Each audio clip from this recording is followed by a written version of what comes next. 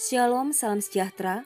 Renungan Harian Wanita Kristen 2023 disusun oleh Ibu Ria Sinuraya. Rabu 1 Februari dengan judul Allah bukan hanya kasih tetapi juga adil. Firman Tuhan di dalam Mazmur 116 ayat 5, Tuhan adalah pengasih dan adil, Allah kita penyayang. Saya adalah seorang psikolog. Suatu ketika, saya diminta oleh Dinas Perlindungan Anak untuk mendampingi seorang anak yang berusia 14 tahun dalam persidangan. Anak tersebut merupakan korban pelecehan seksual yang dilakukan seorang pemilik panti asuhan di mana anak ini tinggal sejak usia 5 tahun. Menurut keterangan korban, dia telah mendapatkan pelecehan seksual dari usia 6-14 tahun. Karena dia tidak tahan lagi dengan perlakuan tersebut, akhirnya dia melarikan diri ke rumah sahabatnya. Setelah mengikuti jalur pelaporan mulai dari Kepling sampai ke Polda, anak ini di BAP oleh polisi dan akhirnya kasusnya naik ke persidangan. Dalam persidangan, sebagai pendamping saya berusaha membuat anak ini tenang agar semua pertanyaan dari hakim ketua maupun hakim anggota dan para jaksa serta pengacara terdakwa dapat dijawabnya dengan baik. Namun hal ini menjadi dilema bagi saya pribadi karena terdakwa berusaha meneror mental saya agar saya menyerah mendampingi anak ini. Di akhir persidangan, akhirnya terdakwa dinyatakan bebas. Tapi kami selidiki ada kecurangan sebab memakai uang, sementara korban hanya memakai jasa negara sebagai pendamping dan pembela. Suatu saat, dia menyuruh orang untuk melaporkan saya ke Dewan Kode Etik HIMSI Sumatera Utara dengan tuduhan saya mendampingi anak di dinas sosial tanpa surat tugas.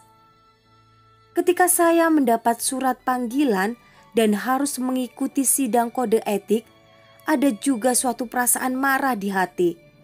Karena bila nanti putusan ini tidak adil, akan mempertaruhkan surat izin praktek psikolog atau SIPP saya.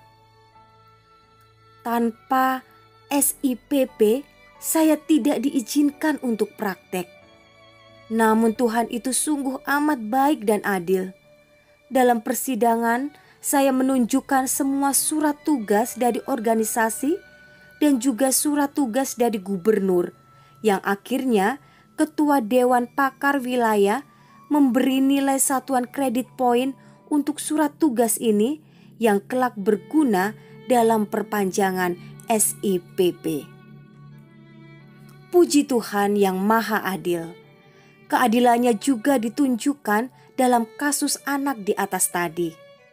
Hasil kasasi terdakwa akhirnya terbukti bersalah dan mendapat hukuman. Inilah keadilan yang diberikan Tuhan. Cara-cara Tuhan menolong kita tidak dapat kita duga. Namun yang pasti, Dia sungguh adil dan penuh kasih. Dalam menilai manusia, Allah tidak melihat apa yang tampak dari luar. Ia menyelidiki sampai jauh ke dalam lubuk hati. Yang dimaksudkan dengan hati dalam Alkitab adalah bagian spiritual dari diri kita, di mana emosi dan keinginan berada. Allah pun memiliki hati.